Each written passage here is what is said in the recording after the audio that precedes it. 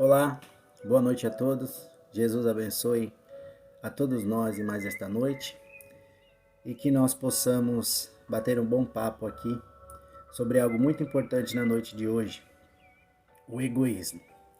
E dentro do Evangelho segundo o Espiritismo, no capítulo 11, Amar o Próximo como a si mesmo, no item 11 e 12 nós encontramos o egoísmo, mensagens do Espírito Emmanuel e do Espírito Pascal, tá?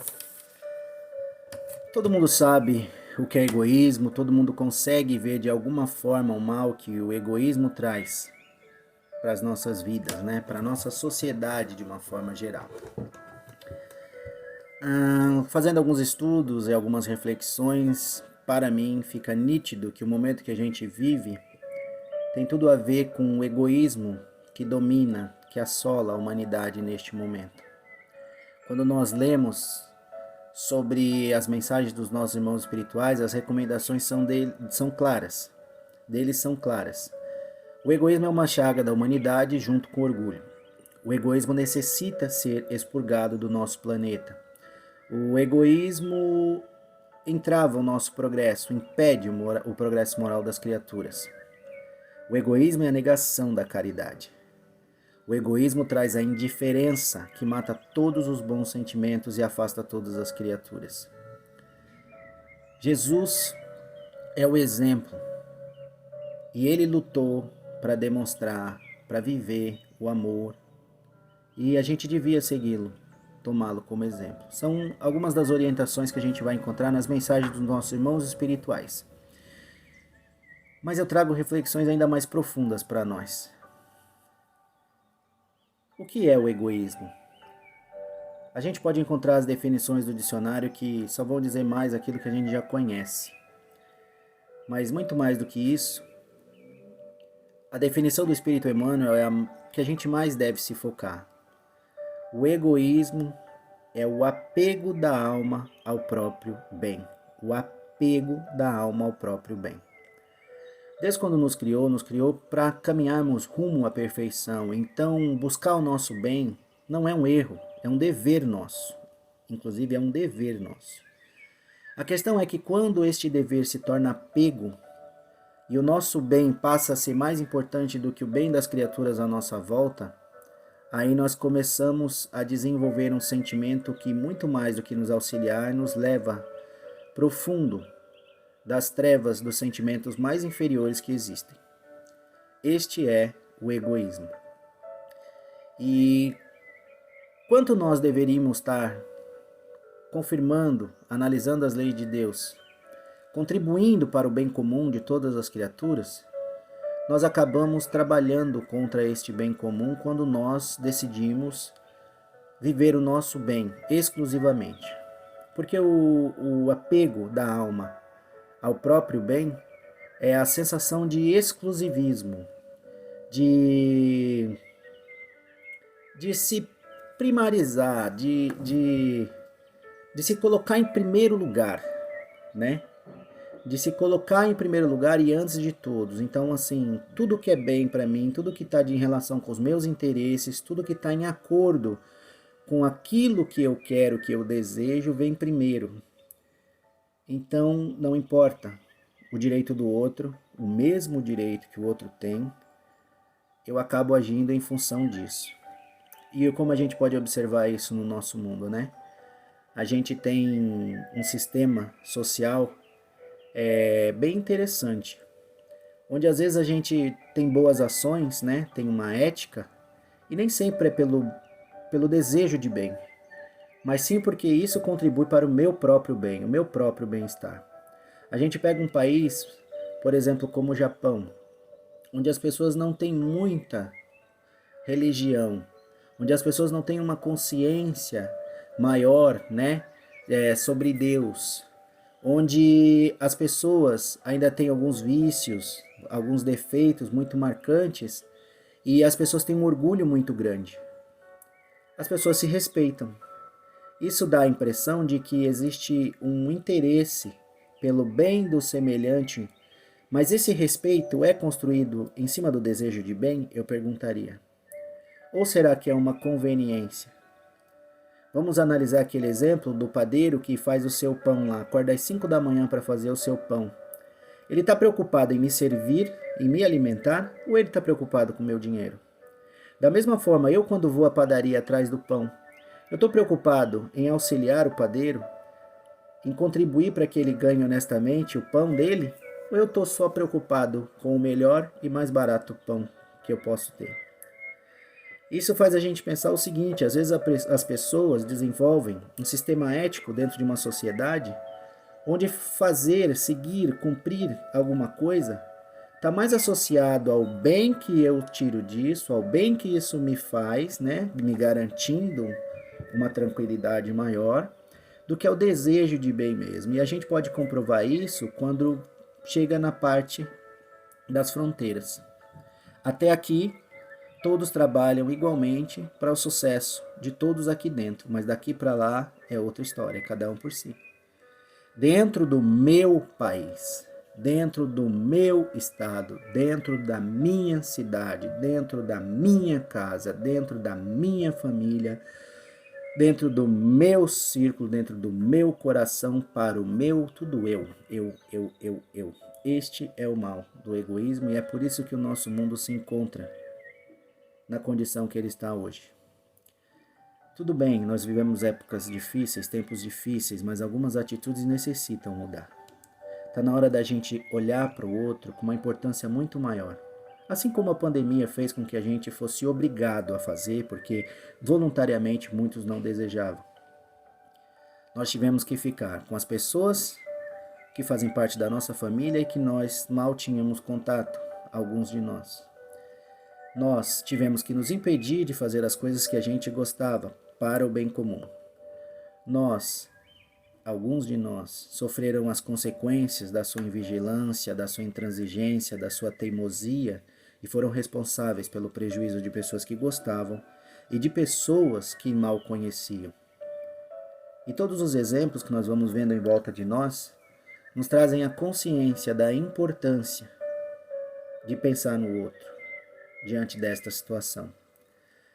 Lógico, como alguns de nós estão em níveis melhores, mais elevados do que os outros, e como alguns de nós são mais ou menos egoístas que os outros, segundo a condição de cada um, uns vão ter muito mais consciência e outros muito menos consciência disso. Mas nós podemos observar o quanto é necessário que nós, no mundo todo, estejamos unidos e auxiliando-nos uns aos outros. Talvez aquele país de primeiro mundo, se tivesse, além das barreiras, o mesmo comportamento com toda a humanidade à sua volta, igualaria as condições e as situações. Hoje nós vemos muitas situações difíceis, se fala muito de pandemia, mas a fome ainda existe. Ainda existem deficiências cruéis que necessitam de apoio, de auxílio, famílias que não têm condição e não têm recursos, da pobreza extrema, da miséria, das crianças sem acesso à educação, à cultura e tudo mais que a gente pode pensar por aí. Então, assim, o nosso mundo precisa de um remédio. E o nome deste remédio é o oposto do egoísmo, chama-se caridade. A única forma de nós transformarmos o nosso espírito, de nós crescermos, de nós ascendermos, é seguindo o exemplo de Jesus. Jesus, o nosso mestre, deu todos os exemplos de caridade que a gente pode imaginar. Jesus, o nosso mestre, foi realmente o nosso modelo vivo daquilo que nós necessitamos, daquilo que nós devemos fazer, daquilo que nós precisamos adotar de comportamento. Jesus trouxe a caridade do perdão. Jesus trouxe a caridade da reconciliação. Jesus trouxe a caridade do não julgamento. Jesus trouxe a caridade do pedir e obtereis, da oração que renova as forças, tanto por nós mesmos quanto pelo nosso semelhante. Jesus trouxe a caridade do não julgar, do ter misericórdia. Jesus trouxe o amor ao nosso semelhante como nós mesmos. E dentre vários outros exemplos que a gente pode citar aí. Então Jesus é o modelo vivo da caridade. Quando a doutrina espírita afirma que fora da caridade não há salvação, é porque a caridade é o veículo que nos leva à salvação. Ao passo que quando nós vamos tendo atitudes de caridade, nós vamos nos desprendendo de nós mesmos, nós vamos abandonando esse egoísmo, nós vamos conquistando virtudes e nos tornando criaturas genuinamente boas, que fazem algo não só pelo seu próprio interesse pessoal, mas que contribuem com o todo, pensando realmente que todas as criaturas da Terra são irmãs, que todas as criaturas da Terra merecem, igualmente, ser felizes. Se nós pararmos para refletir um minutinho, nós iríamos perceber que se não existissem atitudes egoístas no mundo e só existisse caridade, não existiria infelicidade sobre a Terra. Todas as criaturas seriam felizes e não existiria mal nenhum sobre o nosso planeta. Aqueles que insistissem em permanecer dentro dessa esfera inferior se sentiriam envergonhados. Afinal, o mal só predomina porque o bem se omite. E a partir do momento que esse bem se sobrepor em ação, em atitude, ao mal conhecido, o mundo será diferente. Muitos vão dizer que você é covarde, muitos vão dizer que você é um idiota, muitos vão dizer que você é louco, muitas vezes, por atitudes de caridade, atitudes que conservam a paz, atitudes que trazem felicidade. Mas a exemplo de Jesus, este é o caminho. Jesus não se importou se a popularidade dele ia cair, se iam fazer mau juízo dele. Ante da possibilidade de fazer o bem, de abraçar um semelhante, Jesus se movia, Jesus ensinava, Jesus trazia aquele pão que alimentava. E não interessa o juízo que faziam dele, o bem estava feito, porque ele se colocava a serviço. A caridade alimenta o nosso coração de uma forma que nada no mundo alimenta, nenhum bem material. É a recompensa do bem feito que te dá vontade de fazer mais e receber mais. Porque o que você recebe pelo bem feito de verdade, sem interesse, é o maior amor que existe no mundo. E isso alimenta o nosso coração. Hoje a gente fala muito de direitos e liberdades, mas essas liberdades são guiadas por quais sentimentos? Serão verdadeiramente os de justiça? Porque eu sinto muito. Existe muita distorção. Um exemplo disso, a gente vê algumas das nossas irmãs mulheres hoje em dia defendendo a liberação do aborto, porque o corpo é algo que lhes pertence. Mas eu pergunto, a luta das mulheres hoje é tão grande contra o feminicídio, que é o homicídio contra mulheres? Como pode haver dois pesos e duas medidas e ter mais valor a vida da mulher do que a vida da criança? Como se pode defender o infanticídio enquanto você luta contra o feminicídio? Não faz sentido. E essas distorções são filhas do egoísmo. Porque, como dizem os nossos irmãos, o egoísmo embota, aniquila, aliena a nossa inteligência. E a gente para de pensar com racionalidade, com coerência, com discernimento. Então a gente age em função de desejos, de interesses próprios, da satisfação do meu eu. E não interessa quem venha depois. Se é o meu semelhante, uma criança, a esposa do outro, o marido da outra, aquele meu colega no meu serviço que vira um rival porque eu quero aquilo que ele tem, ou ele tem aquilo que eu quero. E aí a gente vive, como os nossos irmãos dizem, uma eterna disputa, uma eterna briga, onde o país quer ser melhor que o outro, onde a pessoa quer ser melhor que a outra, onde determinado bairro está melhor que o outro, quando todos deveriam estar em igualdade, todos deveriam estar bem, todos deveriam estar gozando de felicidade. Então que essas sejam as nossas reflexões, ao qual nós vamos terminar pensando no nosso mundo agora, com uma historinha de um irmão espiritual que diz o seguinte, que dois amigos velhos estavam andando, caminhando, e o tempo começou a fechar, e uma imensa nevasca caiu. Eles se viram perdidos, porque eles não enxergavam nada, não sabiam onde estava a hospedaria, e desejavam chegar em algum lugar para se abrigar e não conseguiam. E estavam desesperados. E no caminho eles encontram uma criança. Essa criança estava ali desacordada, naquele frio. Então aquele amigo mais novo agarra aquela criança e a pega nos braços. Quando o mais velho de repente lhe diz, Não, o que você vai fazer? Deixa ele aí. A gente já tá quase morrendo. Se for carregar ele, a gente vai demorar mais, aí é que a gente vai morrer mesmo, não faz isso. Então o amigo mais novo olhou para ele com a criança nos braços e falou: eu não posso fazer isso. Ele olhou para o seu amigo, esse amigo mais velho olhou para o seu amigo, pensou em toda a amizade que eles tiveram e pensou: se eu ficar aqui com ele, eu vou morrer. E foi, simplesmente se foi, buscando o seu próprio bem. Aquele amigo que estava com a criança, milagrosamente conseguiu chegar até a hospedaria. Lá ele foi acolhido, foi alimentado, foi aquecido, aquela bacia de água quente para elevar a temperatura do corpo, assim como a criança.